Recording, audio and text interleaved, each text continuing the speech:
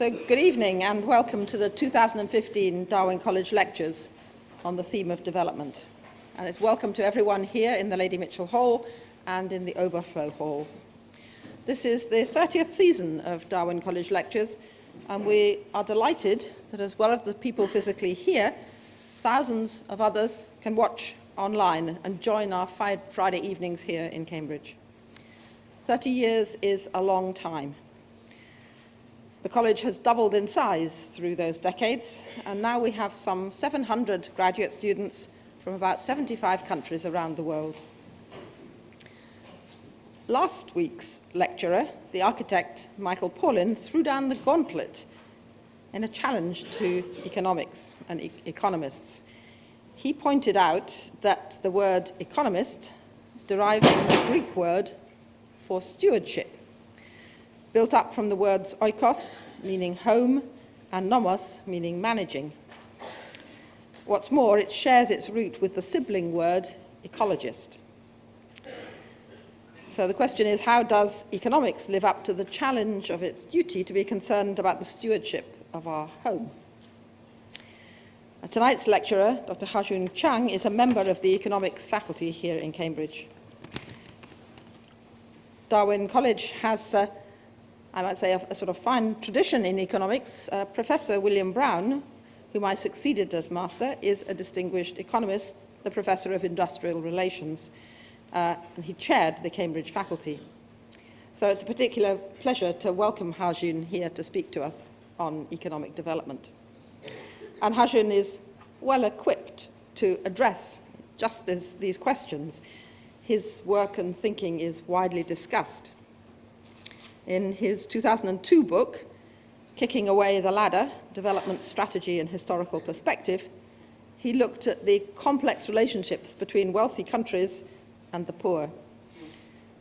More recently, Bad Samaritans, the myth of free trade and the secret history of capitalism, considers the problems brought about by free trade. And his 2010 bestseller is 23 Things They Didn't Tell You About Capitalism. Now, economics and economists shape our society. They are effectively the nomenclatura of our day. Some are apparatchiks, others may be troublesome priests. Ha-Joon is at the center of this whole debate, and I greatly look forward to hearing his thoughts on managing the development of our oikos. So, welcome.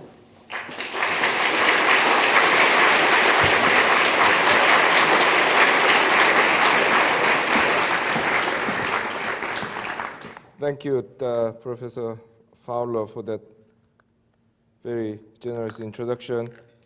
It is my great honor to give a lecture in this year's Darwin Lecture Series, which, as she just pointed out, celebrates its 30th year.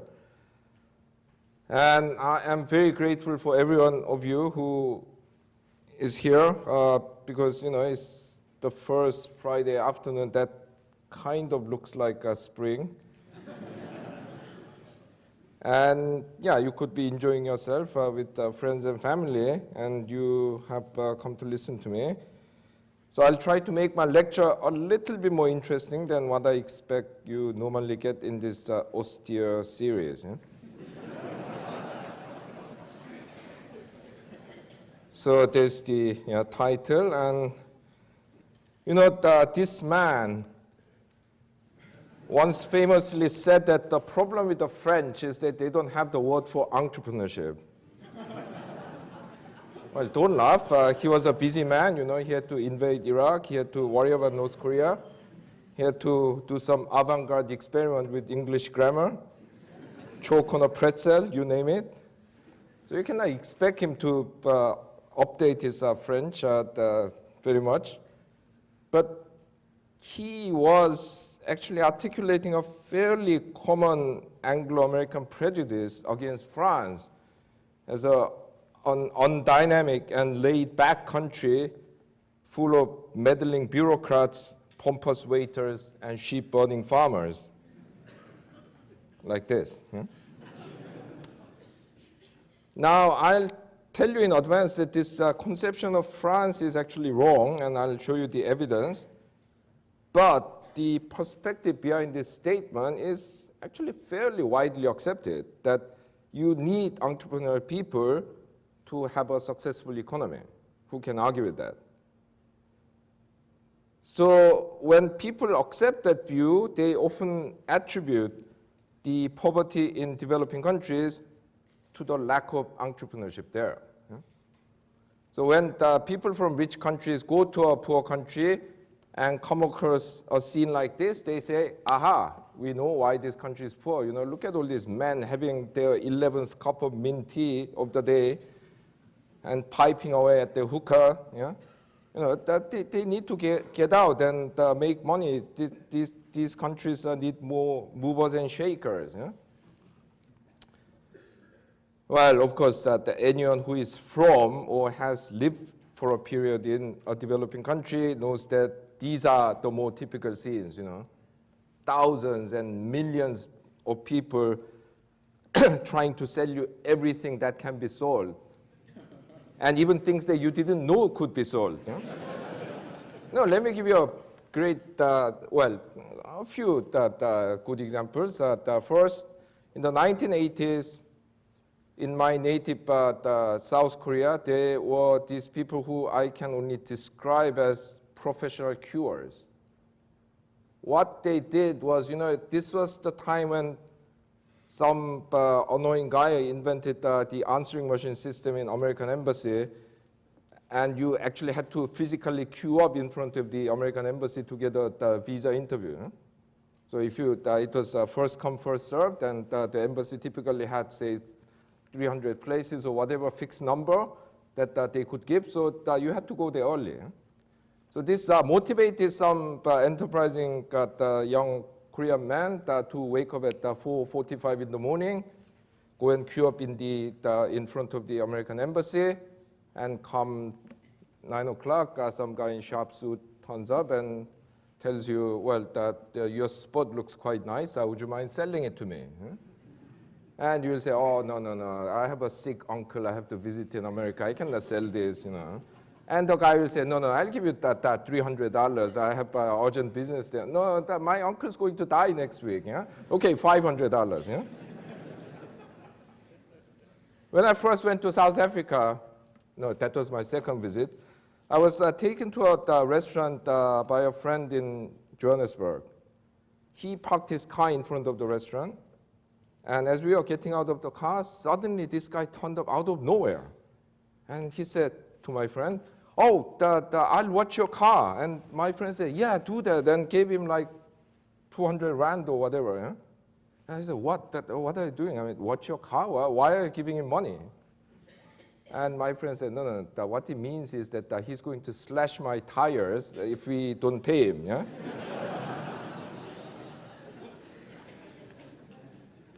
When I gave a lecture in LSE and mentioned these things, a lady informed that in Indonesia, there's this new profession called professional carpoolers. You know, Jakarta has famously bad traffic. Yeah?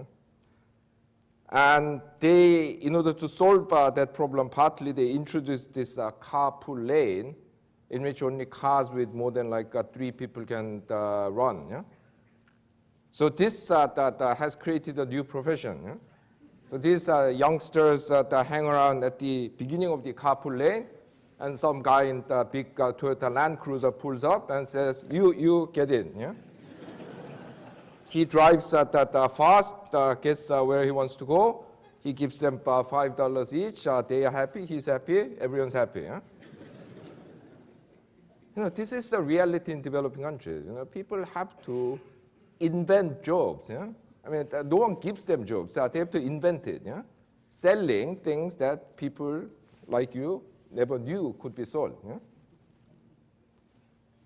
Well, in contrast, citizens in rich countries have not even come near to becoming an entrepreneur. You know, they mostly work for big companies, yeah? Employing thousands, tens of thousands, sometimes even millions of people, yeah? And doing highly specialized jobs and in the process realizing someone else's entrepreneurial vision. And I once read somewhere that in the 1980s, there was this engineer in General Motors who devoted his entire professional life designing door locks. And he didn't even know how the door was designed, not to speak of the car. Yeah? So actually, if you compare real numbers, you will see that developing countries have far more entrepreneurs. Huh? In proportional terms, basically the chance of someone from a developing country being an entrepreneur is anything between 2 to 13 times higher than that for someone from a rich country. And you will see from here that George W. Bush, known as W's comment, was a classic case of the pot calling the kettle black, because US has even lower rate of self-employment than France. Yeah? Of course, France is pretty un-entrepreneurial compared to Ghana, Bangladesh, Benin, and these other countries. But US is even less entrepreneurial.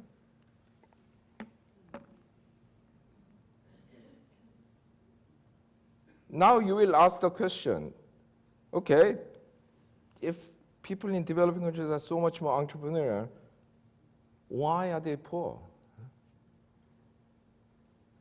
The most popular answer to this question in the last decade or so has been that poor people in developing countries lack some critical inputs with which they can exercise their entrepreneurship. They are entrepreneurs, but they don't have the means to be. And this the famous microfinance movement has sprung up to say that, yes, they lack one critical input, which is credit. And these microfinance institutions started lending small sums of money to poor people in developing countries like Bangladesh, where it was most widespread, so that they can use it to start business and stand on their own feet, or at least that was the theory. Huh? This became so popular that in 2005 or 6, the Nobel Prize Committee decided to give the Nobel Peace Prize to Dr. Muhammad Yunus, who and the bank that he founded called the Grameen Bank, which was famous, the most famous of these institutions. Yeah? There was a lot of excitement. It looked like a great idea that we, rather than giving poor people charitable donations, why don't you give them this money to start a business and get out of poverty with their own effort? However, the microfinance movement has not done very much to lift people out of poverty, as increasing amount of evidence shows. I mean, I'm not interested in discussing the microfinance industry per se, and there are many reasons behind this, including the excessively high rates of interest charged. Many of these microfinance institutions charge 40, 50% interest rate. There are some that charge 100% or even 200%. Yeah? Tell me if you know any business that makes that 100% return. Yeah? I'll invest there. Yeah? There's no such business. So a lot of microfinance institutions are actually exploiting the vulnerability of the poor people. But even for the good ones, like the Grameen Bank, it has failed to reduce poverty on a large scale, because it hasn't taken into account the fact that the individuals taking on the loans have only low productive capabilities. Let me explain it. In 1997, the Grameen Bank teamed up with Telenor, the state-owned telephone company of Norway, to give the little loans to ladies in the rural villages to buy a mobile phone and rent it out. Initially, this was a great success. At the time, Bangladesh villages had no phone, and everyone came to them to rent a phone and make a phone call. So at the time when the country's per capita income was around 300%, these so-called telephone ladies were making between $750 and $1,200 per year. So this was a great business. So everyone wanted to do that. And by 2005, the business got so crowded that their income was only around $70 per year. In the meantime, the country's average income had gone up to $450. Of course, this problem would not have existed if new business lines could be constantly opened up. Okay, renting phone is getting less profitable. Let's move into manufacturing phones or designing softwares for mobile phone games. I mean, you already have recognized the absurdity of these suggestions. The telephone ladies of Bangladesh simply do not have the capabilities to move into phone manufacturing or software design.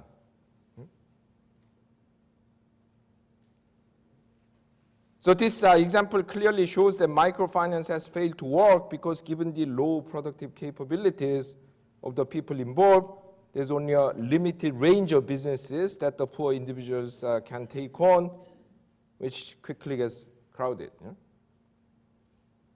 I heard that someone who is familiar with the industry telling me that in the Cambodian capital city of Phnom Penh, you have, the whole city flooded with this microfinance. As a result, on the street, there are many people selling noodles. Actually, his view is that there are more people selling noodles than people who can eat noodles.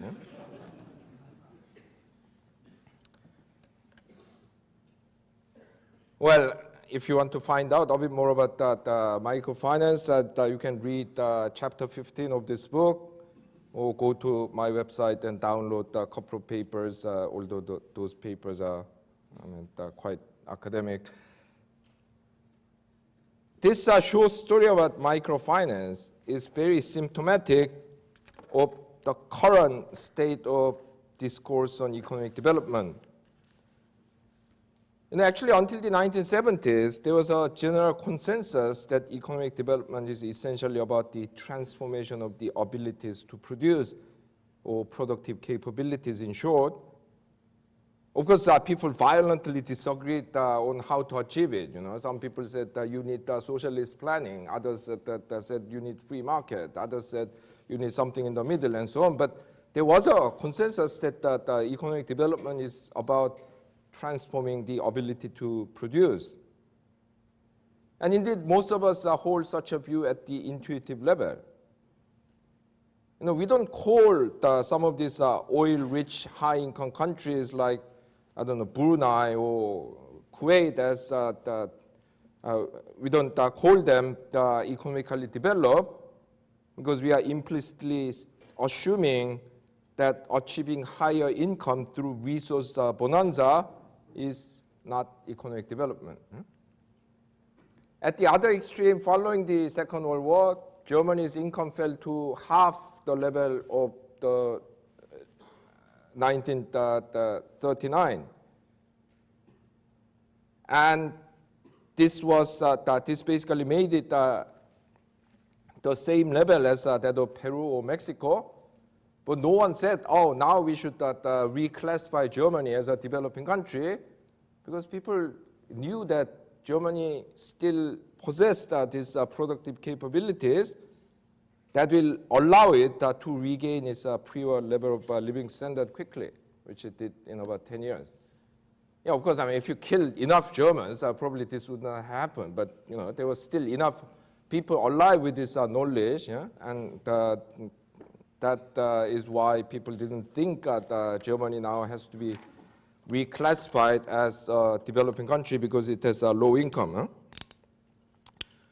Unfortunately, during the last 3 decades, and I'll explain why I say unfortunately, because it's not an obvious point, the dominant view has become that economic development is basically about poverty reduction and a more widespread provision of basic needs. And this idea is nowhere better embodied in the so-called Millennium Development Goals of the United States. Huh? And if you look at these goals, yeah, I mean, they are all kind of laudable, important goals. I mean, I have no problem with the goals themselves, but this is all about poverty reduction, yeah?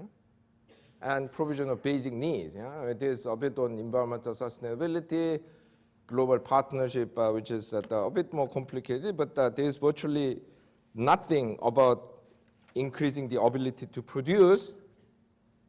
And this has basically shaped our discussion on economic development in the last 2-3 decades. Huh? It's all about poverty reduction.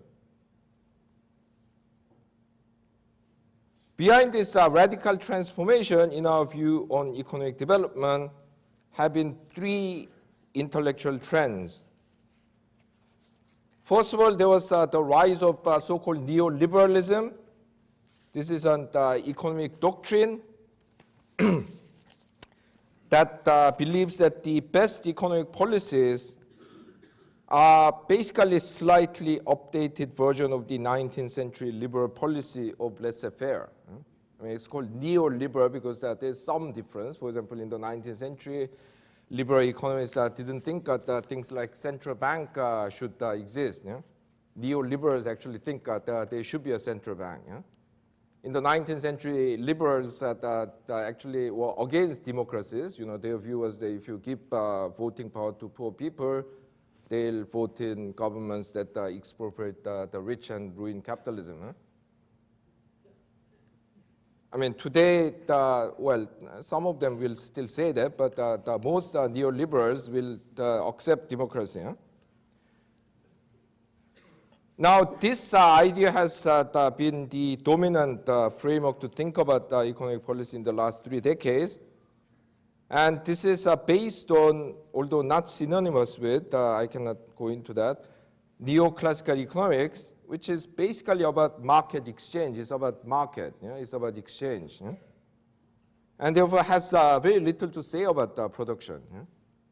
I mean, there's vague notion of production function, but it's not really a theory. I mean, it's just saying, well, if you combine an abstract quanta called capital with another abstract quanta called labor, something comes out. Yeah?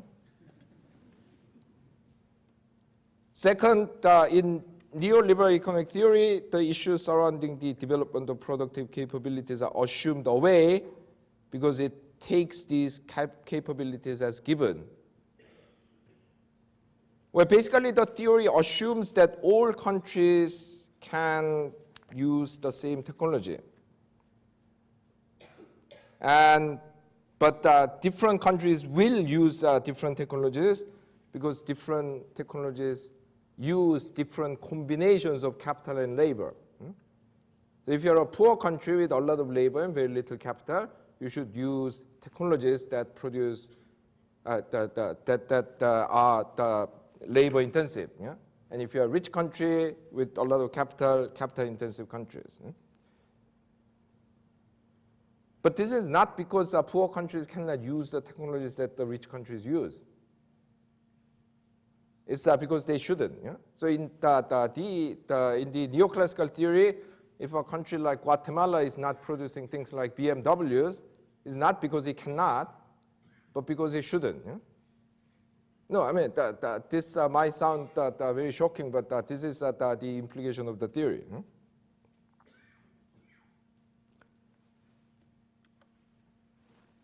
And also believing in the power of the free market, the neoliberal discourse criticizes any attempt to deliberately enhance productive capabilities through public policy intervention, which is at the heart of the old development thinking. They say these public interventions are at best futile and at worst counterproductive.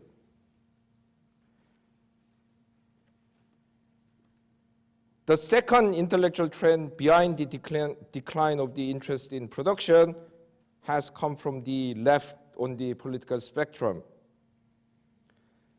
Since the 1980s, there has been a humanist reaction against what was seen as the collectivist materialistic biases of the early development discourse.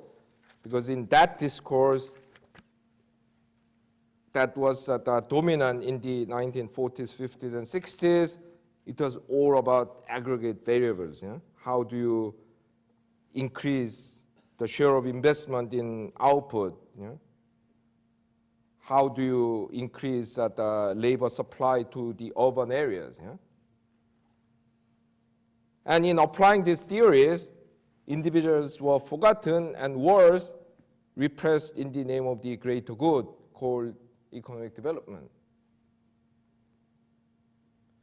So this experience has made the humanists emphasize the need to enhance individual capabilities through health, education, and empowerment, as reflected in the MDGs. Yeah? Third, there was the rise of, behind the decline of our interest in the production, there was the rise of the so-called post-industrial service economy discourse. Basically, according to this view, when income rises, people demand less material goods and begin to demand more services.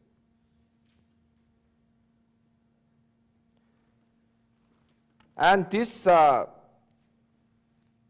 people advocating this view say that, well, look at countries like Switzerland and Singapore. We don't need manufacturing. We don't need material production. We can become quite rich on the basis of services. Huh? Banking, tourism, what have you.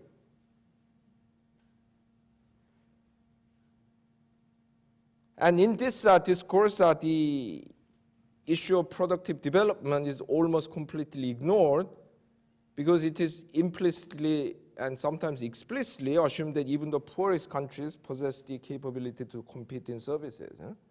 Huh? Any country can run a call center as far as that they had been colonized by the English. But very few countries can produce cars, So services are considered inherently easier, and therefore, developing countries have been kind of encouraged to skip industrialization and go directly for service. And India is often cited as the proof that they can do it. Yeah? Okay, so in the conflation of these three intellectual trends, we have seen a massive decline in our interest in production in discussing economic development. And especially we have seen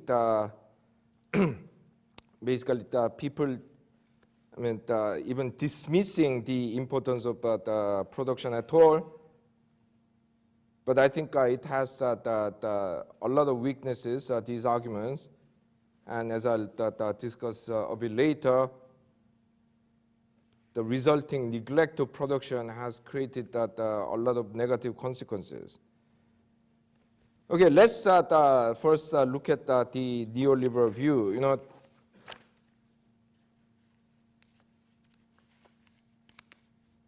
I have contributed to this kind of critical look, but now there's a lot of historical evidence showing that not only is industrialization necessary for economic development, but it does not happen automatically through market forces. First of all, neoliberal policies have failed to generate economic development in the last 3 decades. When the neoliberal policies were introduced in developing countries in the 1980s and 90s, they were told, look, you used all these bad policies of government intervention, regulation, and so on. now you have to adopt free trade, free market approach, and this will make you richer. So, the experiences of the 1960s and 70s were denounced as the bad old days, and all these liberal policies were introduced with the result that economic growth has actually fallen. Now, you will see that economic average per capita income growth rate in developing countries used to be 3% in the 60s and 70s, and it's fallen to 2.7 now. You might say, well, that's not a very big fall, but you have to realize that a lot of this owes to super growth of China. And actually, when it comes to the regions like Latin America and Sub-Saharan Africa and the Middle East, compared to the previous 20 years, economic growth basically collapsed. Yeah? So Latin America used to grow at 3.1% in the 60s and 70s. In the next 30 years, the growth rate basically fell by 2/3, to 0.8%. In the Middle East, it used to grow at 2.5%. Growth rate halved to 1.3. In Africa, well, actually, in this table, Africa is divided into two, but basically, in this period, per capita income in Africa grew at 1.6% per year. And in the next 3 decades, it was at 0.2. Basically, this means that Sub-Saharan African per capita income in 2010 was only 6% higher than what it was in 1980. In a good year, China grows at that much in 6 months. Yeah? Well, there has been some pickup in growth in the recent period, but a lot of this owes to the commodity boom created by China's mega growth. So there's a big question mark about the sustainability of this growth acceleration. Moreover, almost all of today's rich countries, including Britain and the US, that are known as countries that have invented free trade and free market, developed by using state intervention like trade protectionism, industrial subsidies, state ownership of enterprises, and regulation of foreign direct investment, as I have shown in books like these, Kicking Out the Ladder and Bad Samaritans. Yeah, actually, this must be the only book, at least so far, endorsed both by Martin Wolf and Noam Chomsky. So there must be something there. I cannot go into this history, but when you look at history, what you think that these countries did to become rich, which is mainly free trade and free market, is not what they really did. To give you just one example, the guy who invented the so-called infant industry argument, namely the argument that the government of a developing nation should protect and nurture its young enterprises against superior foreign competition until it grows up and can compete in the big wide world. This theory was invented by an American. An American so famous that you have, well, actually you know his face, despite the fact that he's been dead for more than 200 years. It's Alexander Hamilton, the guy who's on the $10 bill. You didn't know why he was there. He's there because he's the architect of modern American economic system. Anyway, that's just a footnote. And then, as for the humanists, the problem is not that they are not interested in raising productive capabilities. They are. Their problem is that they try to do this mainly by making individuals more capable by investing in health and education.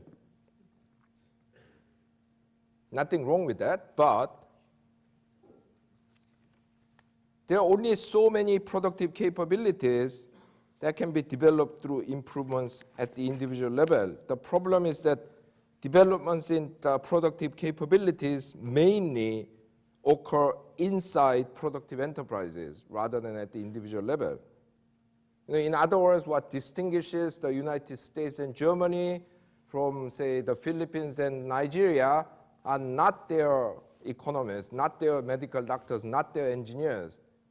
Especially the Philippines and Nigeria trained very good people.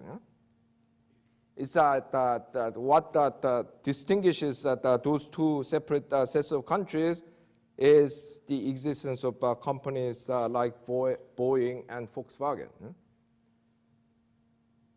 Just suppose that you have this the country where everyone has a PhD in electrical engineering, and they all have the one-man corner shops repairing TV. Suppose there's another country where only 10 people have PhD in electrical engineering, but they organize into enterprises, like Samsung or whatever. Yeah, I dare say that we, even without looking at those countries, you can predict that the second countries that are more productive. Second, in addition to the development of business enterprises, you need to develop a series of collective institutions that encourage and help different economic actors work together. You need that good mechanism for capital-labor collaboration within firms, cooperation among firms within and across sectors, government-business interaction, industry-academia partnership. You need all these institutions. So this is once again why you have this paradoxical result that when you go to a developing country, you see a lot of clever people at all levels. I mean, the guys that are running shops at the ground level, I mean, they are very clever. I mean, otherwise they would get wiped out. They have to be clever. There are lots of well-trained engineers and doctors, but the country doesn't work because you lack these institutions. So the humanists that have failed in seeing that, I mean, just to give you another example, when you hire an engineer from a poor country and put him in a highly productive firm in a rich country, his productivity shoots up. It's not because he suddenly gets cleverer, but because he's working with all these institutions. The firm organization, the broader social institutions. I stopped studying science when I was 17, but Isaac Newton famously said that the reason why I can see further than other people is I stand on the shoulders of giants. Society is like that. Yes, I mean that you might be very clever, but unless you have all those collective institutions, you cannot become very productive. And the failure to recognize this is, I think, the critical problem with the humanist tradition, although in theory you can actually introduce this collective dimension into their discourse, but unfortunately very few people have done that. Well, finally, the discourse on post-industrial society. The increasing share of services that we observe in many countries actually does not mean that material production is not important anymore. We are in fact consuming an ever-increasing amount of material goods. And industrial production is decreasing in absolute terms in some countries, but in many countries, they're actually producing in quantity terms even more material goods than before. It's only that productivity growth in the manufacturing sector is so much faster that the relative prices of manufacturing products fall, and you have this illusion that actually we are consuming physically lower amount of the material goods. Just think about the kind of increase in the productivity in, say, computer industry. They say that one smartphone has more computing power than all the computers involved in sending Neil Armstrong to the moon. Yeah? So, yeah, I just recalled that apparently in like 1955, the CEO of IBM was quizzed in the US Congress, and he very confidently predicted that in the foreseeable future, the demand for our company's computer will be 5. No, this was a time when only the US military and US government bought computers, because computers as big as a room and hugely expensive. Yeah? So because of this very rapid productivity growth in the manufacturing sector, you have this illusion that somehow we are producing less and less material goods. No, it's not the case. Yeah? Physically, actually, we are producing more. It's only that their relative prices have fallen. Yeah? Also, a lot of recent productivity growth in service sectors like finance and retail has been illusory. Yeah? I don't need to remind you about the problem with the financial sector. You know, a lot of dubious asset valuations have created the financial crisis in 2008. So, yes, I mean, outwardly, the productivity of the financial industry rose a lot, but then, if you count the cost of crisis that followed, probably the productivity growth wasn't that much. Or, for example, for another example, take the retail sector. Retail companies, especially in Britain and the US, has increased their productivities enormously in the last couple of decades. But a lot of this was achieved by reducing the quality of the retail service itself. Yeah, so that in the old days, you walk into the shoe shop, within a couple of minutes, someone will be with you. Yeah? Now you have to walk in there, take a ticket, wait for 25 minutes. Yeah? Or you have to drive a long distance to a supermarket, which of course gives you your frozen pizzas and courgettes much cheaper, because it has a lot of retail space, but this means that you have actually spent a lot more time going there, spent your the gasoline, spend a lot more time walking around the aisles and so on. Yeah? Or you order a sofa from a department store, and they say, we'll deliver it within the next 4 to 6 weeks. So you said, well, can you be a bit more specific? Well, we cannot be more specific than that. We'll call you 2 days before we deliver. Huh? So they call, and then they say, we'll deliver it between 8 and 6. Okay, so you mean that I shouldn't go to work? Well, if you have a job, tough luck, we cannot give you any time. So they have passed on a lot of cost to the consumers. Yeah? So outwardly, yes, I mean, the service productivity has gone up a lot. Yeah? Because these retail companies are making a lot of profit. Yeah? But we have been paying the cost. Yeah? Also, most high-value services like finance, engineering, IT services, consulting, and so on mainly sell to the manufacturing sector, so they can prosper without a stronger manufacturing base. This famous semiconductor company, ARM, in Cambridge, I have a friend who used to work there, and he was traveling to East Asia like almost every other week, because all the production was done there in Korea, in Malaysia, in China. And his prediction was that in the next 10 to 15 years, probably the company will move to East Asia, because it's just becoming untenable. Coordinating these things are long distance. I don't know whether he's necessarily right, but there is fairly good empirical evidence about co-location of business services and the manufacturing sector. So this anecdotal evidence is backed up by more systematic evidence. But when I give all this stuff, people still say, hey, what about Switzerland? What about Singapore? Well, about Switzerland, let me tell you, I take it slightly roundabout way. There was this movie called The Third Man in 1949. This is a movie about penicillin black marketeering in post-Second World War Vienna.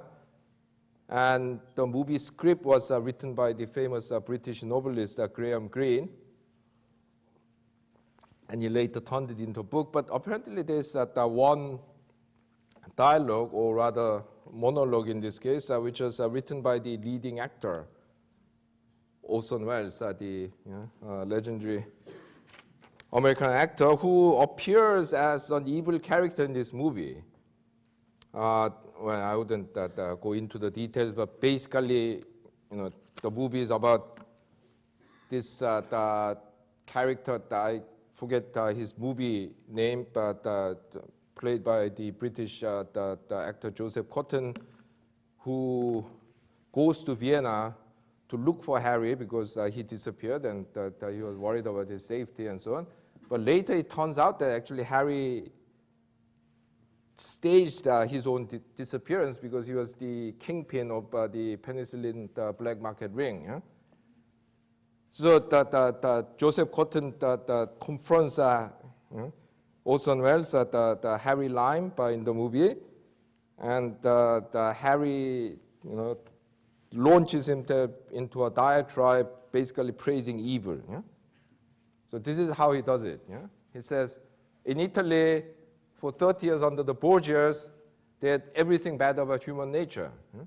War, terror, murder, bloodshed, but they gave us the Renaissance. Huh? In Switzerland, they had 500 years of brotherly love, peace, and democracy. And what did they produce? The cuckoo clock. Yeah? Yeah, so this is the view of Switzerland that people have. It's a country that, that lives of black money deposited in the banks by third world dictators or selling tacky souvenirs like cuckoo clocks to American and Japanese tourists. Or if you want to be nice about it, is an economy, post-industrial economy relying on services like banking and tourism and doing very, very well. Now, the amazing thing about these three short sentences is that arguably this contains the largest number of falsehood per word in human history. It's wrong on 5 accounts. Huh? Okay, 500 years of democracy. Well, I don't know about other people, but I wouldn't call a country a democracy if half the population cannot vote. Huh? In Switzerland, women couldn't vote until 1971. Huh? Well, if you count the 2 row cantons, until 1991. Yeah? Because these guys that were so upset about the federal decision, well, they had to allow women vote for federal elections. But when it came to local election, they refused to allow it until 1991.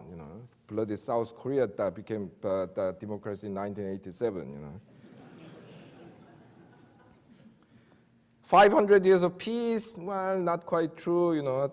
They had a few spats with neighbors like France or Swabia.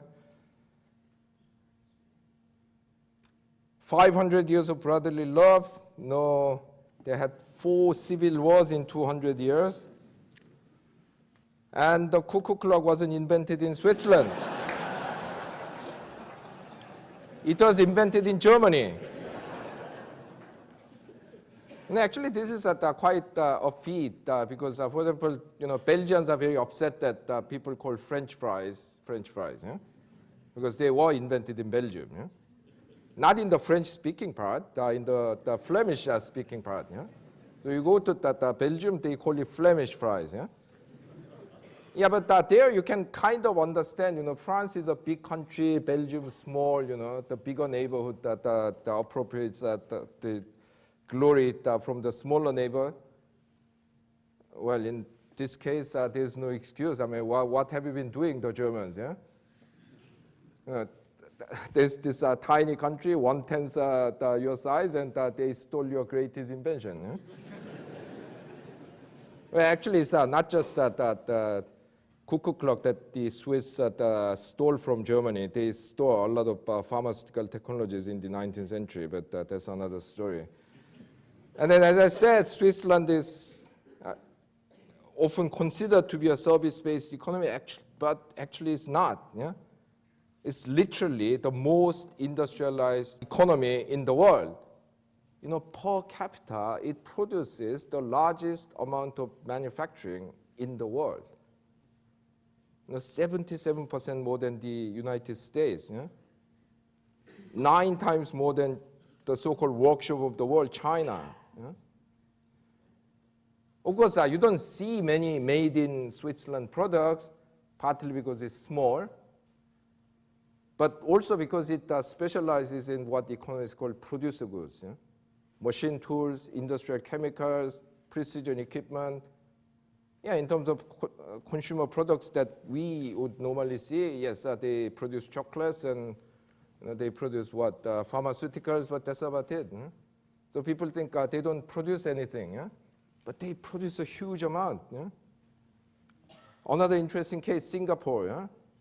This is supposed to be Switzerland of Asia, living on banking and trading and services. No, actually it's the second most industrialized country in the world. Yeah?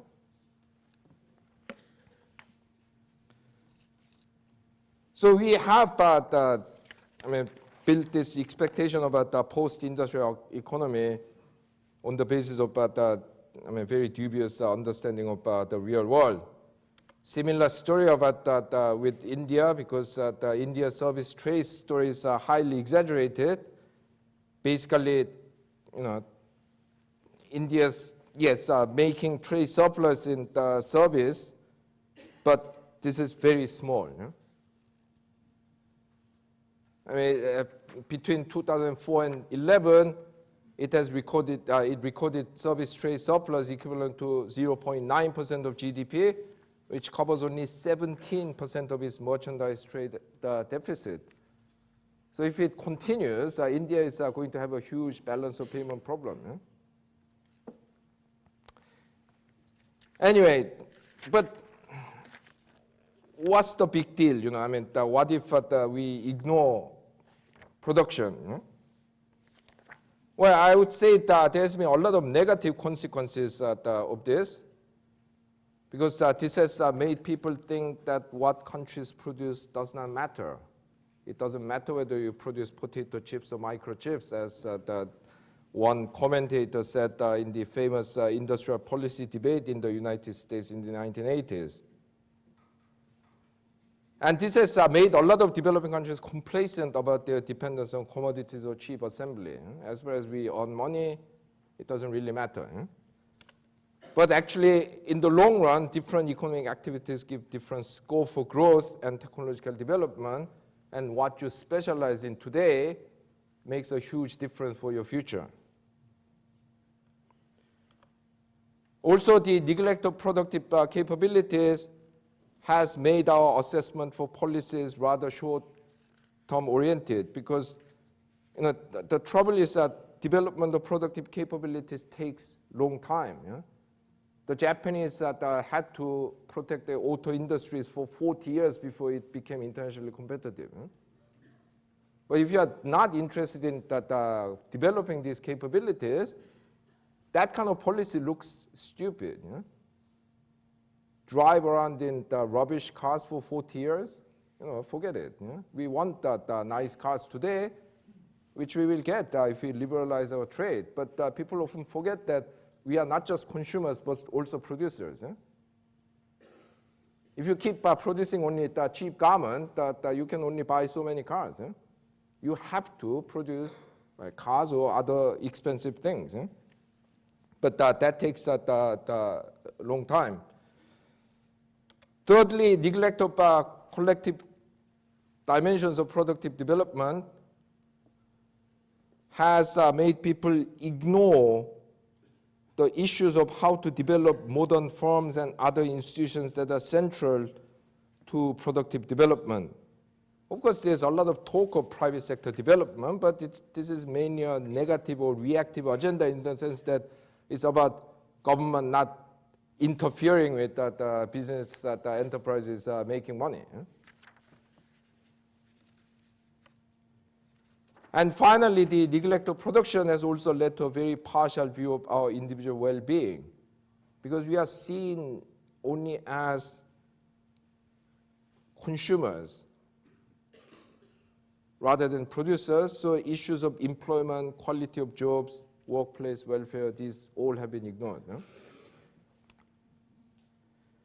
And given these negative consequences, let me conclude. We need to reconstruct our discourse on economic development by bringing production back in, more specifically the issue of the development of collective productive capabilities. And of course, this is not to suggest that we can then just go back to the 1950s and 60s, because there have been a lot of important developments in the meantime in the real world and in the intellectual world. So we need to first incorporate the insights from the humanist tradition and pay greater attention to non-material aspects of development like freedom, equality, solidarity, and community.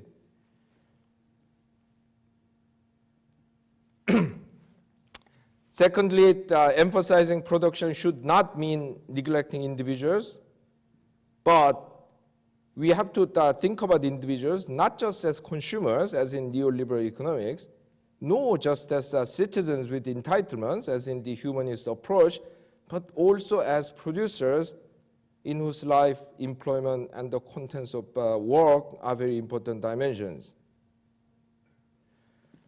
Third, reflecting the recent developments in the economics of technology and economics of institutions, we need to understand the production process itself better.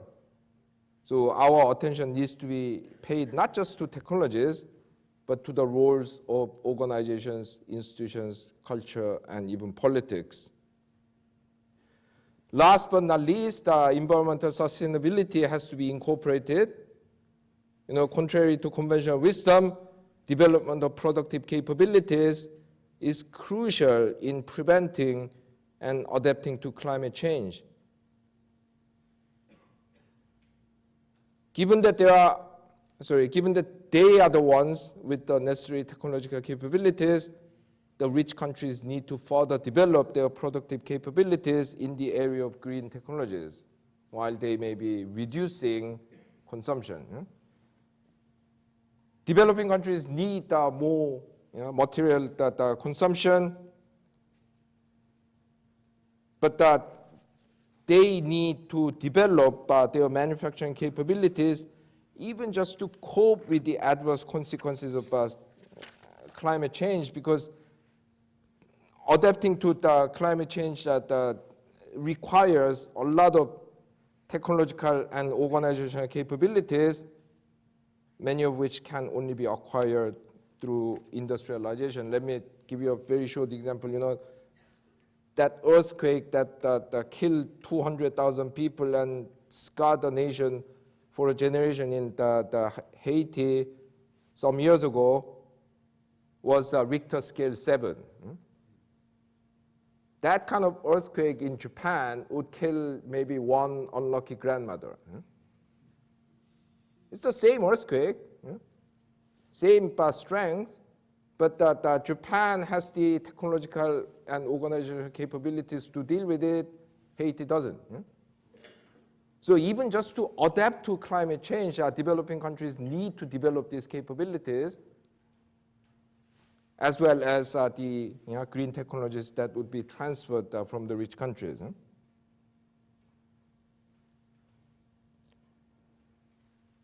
Well, developing and enriching the traditional, if you like, productionist view of economic development with the addition of these new elements will not be easy, but it is absolutely necessary if we are to promote more rapid but economically and environmentally sustainable economic development. Thank you.